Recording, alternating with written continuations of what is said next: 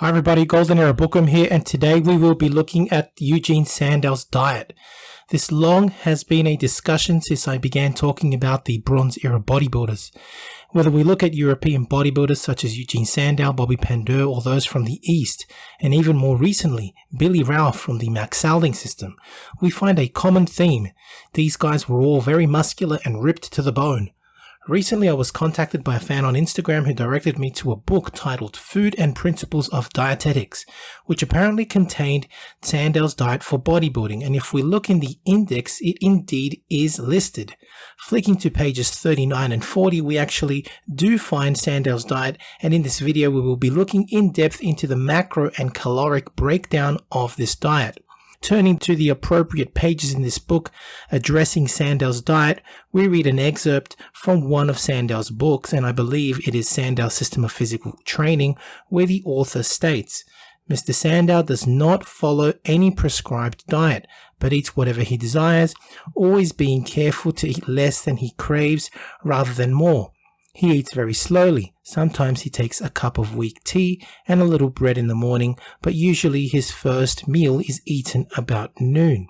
It is important to note that Sandow would wake at around 10 or 11 a.m. in the morning and perform his light dumbbell system fasted, then shower and then have breakfast at midday, as already mentioned in the paragraph. And when you understand that the light dumbbell system as performed by Eugen Sandow was rapid muscular contractions and relaxations synchronized with breathing, it is basically similar to a cardiovascular pump class in gyms nowadays. And it was basically like Sandow was performing fasted cardio, which no doubt had a fat stripping effect on his physique. It is said he would do the light dumbbell system daily, and it was his daily ritual to do it first thing in the morning upon waking. Continuing on with the description of Sandow's diet, we read the following. He eats again about 6 o'clock, and again about midnight, after his exhibition of feats of strength is over. He smokes a good deal and drinks beer and other alcoholic beverages. The total amount of food consumed is rather more than average, though in his own opinion, Mr. Sandow is not a large eater. This is in accord with the general conclusion reached in many investigations made with laboring men that severe muscular exercise requires an abundant diet. End quote. From this paragraph, we learn many things from Sandow, such as he ate lunch as a pre-workout to his strongman performances and had his dinner post-workout, so to speak, after his performance at midnight. Not only that, he would enjoy alcoholic beverages and smoked. We begin to also shape his diet according to his physical training from these paragraphs, and we can pretty much plot out Sandow's meal schedule. Sandow would eat 3 times a day at the following times to coincide with his physical training. He would wake at 10 a.m. in the morning and perform the light dumbbell system fasted, and then would have a bath and change. At 12 p.m. he would have breakfast and begin his day's work.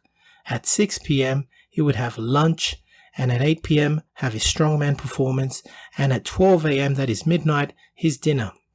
At 2 a.m. approximately, he would then go to sleep.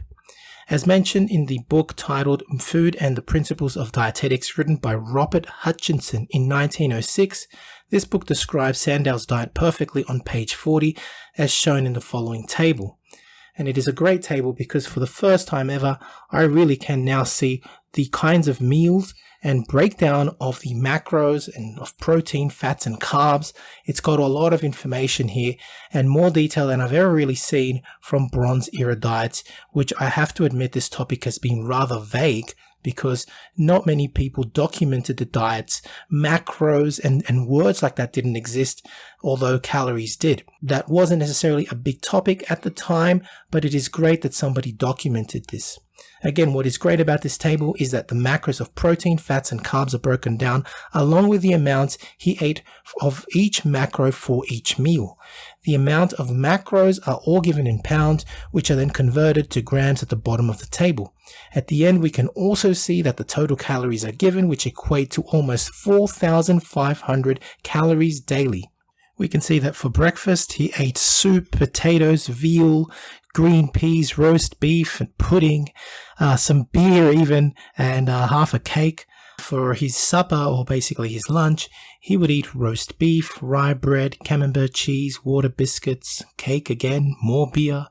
And for dinner, he would have oysters, some soup, some vegetables, fish, potatoes. A whole bunch of, you can see that basically we've got a whole range of food here. Chicken as well, more beef, ice cream, orange sherbet. So, he also enjoyed his desserts too. It's quite interesting to see Sandow's diet. All in all, Eugen Sandow would eat 244 grams of protein, 151 grams of fat, and 503 grams of carbohydrates. This equated to 976 calories from protein, 1,359 calories from fat, and 2,008 calories from carbohydrates.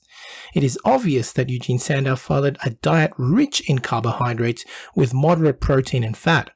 Understanding that Eugen Sandow weighed about 190 pounds or 85 kilos and stood at 5 foot 9 inches or 175 centimeters allows us to put his macro and caloric intake into perspective. Eugen Sandow definitely ate a high protein diet, kind of similar to what is recommended today, that one should eat at least 1 gram of protein per pound of muscle, but he was not fanatic in reducing his carbohydrates to be ripped as he was.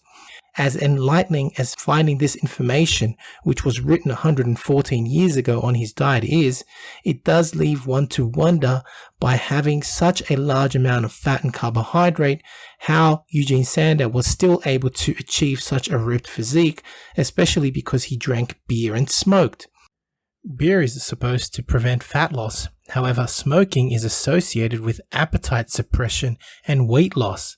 But these things were not known in those days of the Bronze Era, and at best, smoking and drinking were more social activities, and nobody knew their effect on fat metabolism in the human body, let alone bodybuilders.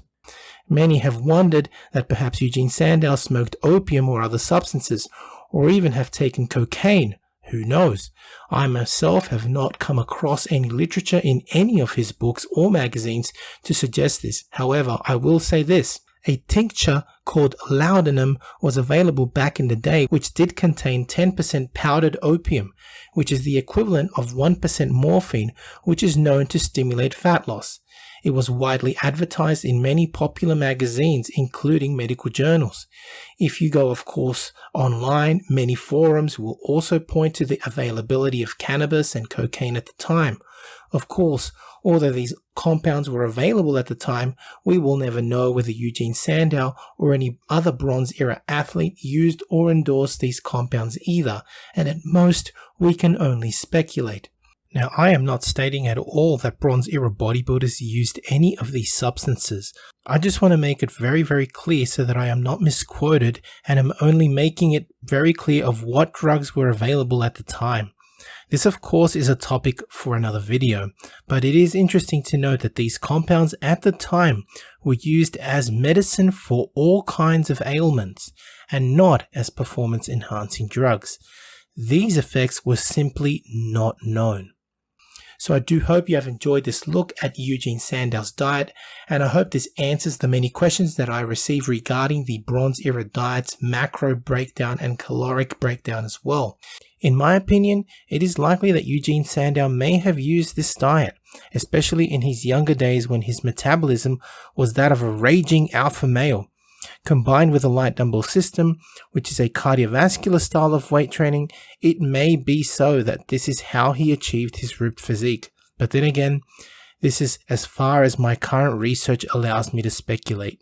If you have enjoyed the video, please give the video a like, subscribe if you haven't done so yet, and please leave me your comments. What do you think of Eugen Sandow's diet? Do you think it is realistic or compatible with the way he looked? Or is it an overestimation? I'm interested in reading your thoughts, so please comment. If you do wish to find out more about Bronze Era training methods of Eugen Sandow and other Bronze Era athletes, please visit my website for the largest range of books on the subject. That's it from me. This is the Golden Era Bookworm saying bye for now.